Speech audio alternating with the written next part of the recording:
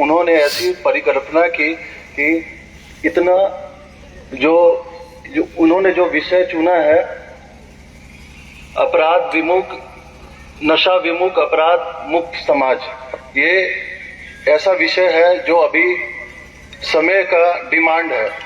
देखिए, अगर ये इन दोनों में अगर हम तारतम्य जोड़े तो अगर हम जितने भी अपराध का हम लोग उद्भेदन करते हैं, जो आपके अज्ञात क्षेत्र में भी हुआ, तो जितने भी अपराधीगण हैं जब वो अपराध किए हुए होते हैं तो वो नशा में ही होते हैं। जो भी लूट की घटनाएं हुई हैं, जो भी हत्या की घटनाएं हुई हैं, अधिकतर अपराधी जो है जब वो अपराध की घटना को कारित कर रहे थे तो वो नशा में थे।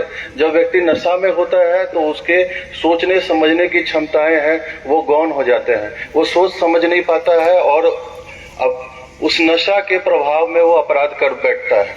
इसीलिए अगर हम नशा पर कंट्रोल कर ले, नशा का बहुत सारा रूप है, शराब है, हीरोइन है, अगर इस पर हम लोग कंट्रोल करेंगे तो ऑब्वियस है कि हमारा अपराध जो है वो ग्राफ गिरेगा।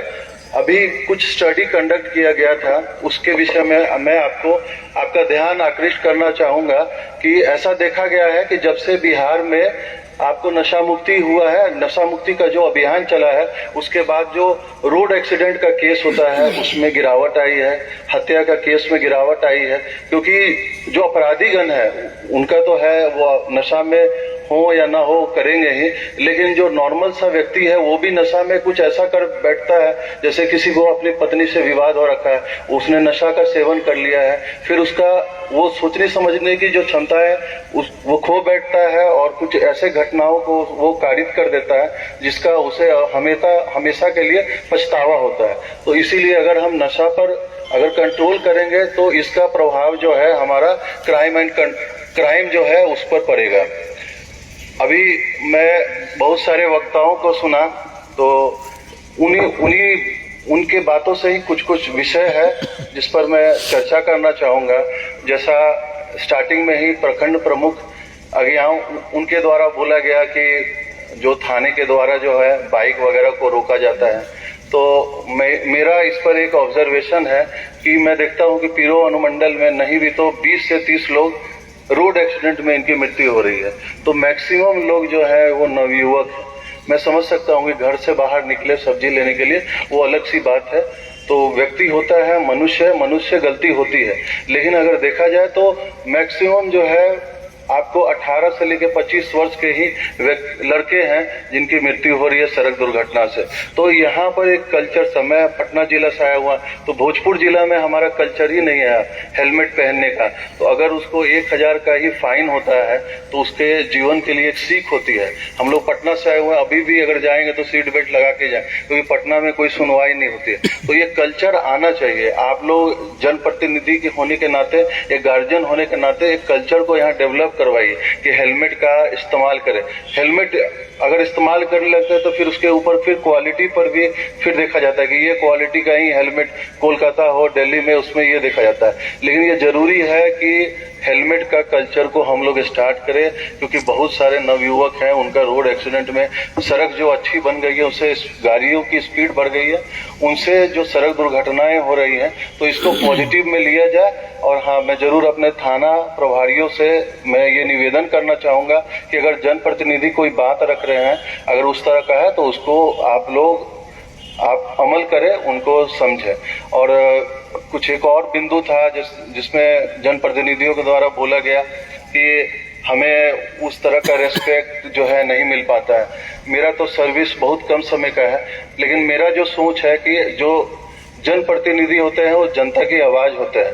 तो ऑब्वियस है, हम पुलिस है तो हमारा तो ये ध्येय है कि पब्लिक को सर्व करना। तो हम हर पब्लिक से तो बात नहीं कर सकते हैं, इतनी संख्या में 5 लाख 10 लाख लोग, 5 लाख तो जरूर होंगे मेरे अनुमंडल में, तो हम किससे बात करेंगे? हम तो जनप्रतिनिधि से ही बात करते। कभी कभी समस्याएं आती हैं, जैसे आपको कोई फोन से बात करना चाहते हैं। अब मैं कभी आपसे मिला नहीं हूं और अभी थोड़ा सा ये रिकॉर्डिंग वगैरह का चल रहा है, तो हम लोग भी थोड़ा सजग रहते हैं। तो कोई भी बात हो आप एक बार ऑफिस में मिल लीजिए, 2-3 बार मिल लीजिएगा, फिर हमें भी विश्वास हो जाए कि हाँ ये नंबर इनका है, तो हम भी खुल करके बात। तो ये चीज आप भी सोचिए, बहुत लोग को ये प्रॉब्लम आ रहा है जिसमें फोन से कुछ भी बात करने पर रिकॉर्डिंग। तो मन में हम लोग को भी एक डर का ये है कि हम फोन पर क्या बोलते हैं, तो हम भी लंबा डिस्कशन करने से बचते हैं। फिर ये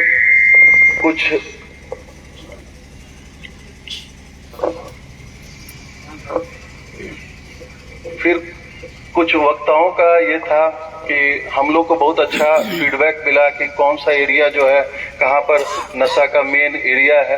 तो मैं थाना प्रभारी लोगों से अनुरोध करूंगा कि जो भी फीडबैक हम लोग को मिला है उसको पॉजिटिव में लीजिए कि ये जो एरिया है जहाँ पर 3-4 थानों का सामंजस्य होना चाहिए, ताकि वो लोग जो जिस तरह से उसका सप्लाई कर रहे हैं उस पर रोक लगाया जाए। तो आप लोग भी आपस में आप सामंजस्य बना करके उस पर कार्रवाई कीजिए।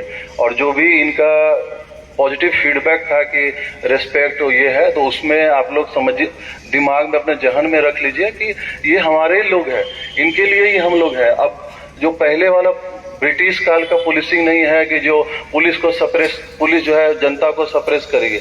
अब ये है कि आपको जनता की सेवा, इस भावना से अब चलना है। लेकिन मैं दूसरी छोर में अभी मेरा लंबा समय हुआ नहीं है वर्दी में, तो एक बार मैं इस साइड से भी बोलना है। कुछ समय पहले मैं बिना वर्दी का था तो मैं आपके साइड था, अब मैं इस साइड आ गया हूँ। एक मैं आपको अंतर बता दूंगा कि मैं मेरा पर्सनली ये है कि मैंने अभी तक जितना भी, इससे पहले मैं कहीं और भी काम कर रहा था, मेरा खुद का ये है कि अभी सबसे अधिक हार्ड वर्किंग जो होता है पुलिस का सेवा है, उसमें भी थाना प्रभारी बहुत ही मेहनत करता है। इस चीज को आप भी एक्नॉलेज कीजिएगा। कितने घंटा इनका भी परिवार है, परिवार को छोड़ करके लगातार काम कर रहे हैं। तो इस चीज को जो जनप्रतिनिधि है, आप ही के समाज से ये भी आते हैं, आप ही का भाई, आप ही का ये लोग सब लोग हैं। तो इस चीज को आप भी समझिए कि ये भी परफेक्ट नहीं है। जब समाज के लोग परफेक्ट नहीं है तो पुलिस कैसे? लेकिन हाँ, इसमें सुधार का है, इसीलिए अभियान होता है कि धीरे धीरे सुधार है।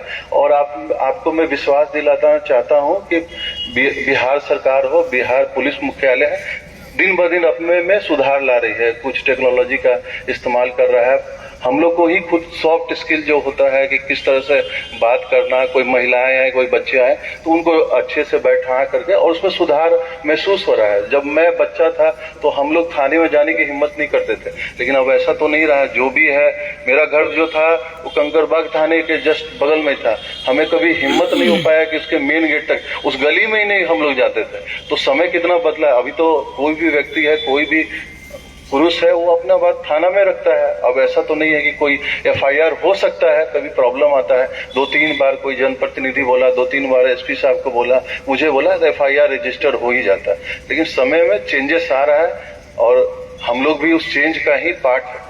तो जो भी सबसे ये है कि आज का सबसे महत्वपूर्ण है कि आप लोग आए, और जो गोष्ठी है इस पर हम लोग स्टार्ट तो दिए। जो किसी चीज का शुरुआत जो है ना, बहुत इंपॉर्टेंट होता है। अगर जैसे हम लोग परीक्षा की तैयारी करते हैं तो आप परीक्षा की तैयारी स्टार्ट करना ही अपने आप में बहुत बड़ी बात होती है।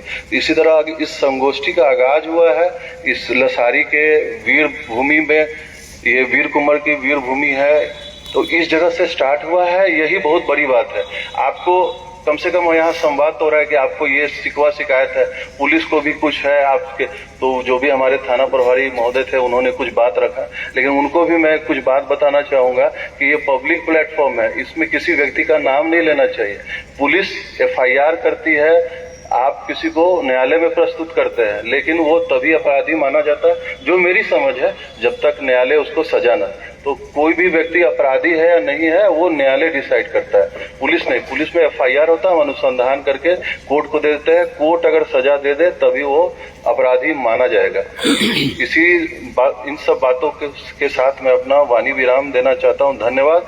आप लोगों ने आया, आप लोगों ने अपना कीमती समय दिया, और जो भी पीरो अंचल निरीक्षक हैं, उनके पीछे जितने भी चौकीदार हैं, कांस्टेबल हैं, जितने भी उनके गार्ड हैं, और बहुत सारे लोग जिनके बारे में मुझे जानकारी नहीं है, उन्होंने ये आयोजन का जो भी जिम्मा उठाया और इतना अच्छा आयोजन किया, उसके लिए मैं उनको तहे दिल से धन्यवाद देता हूँ। धन्यवाद।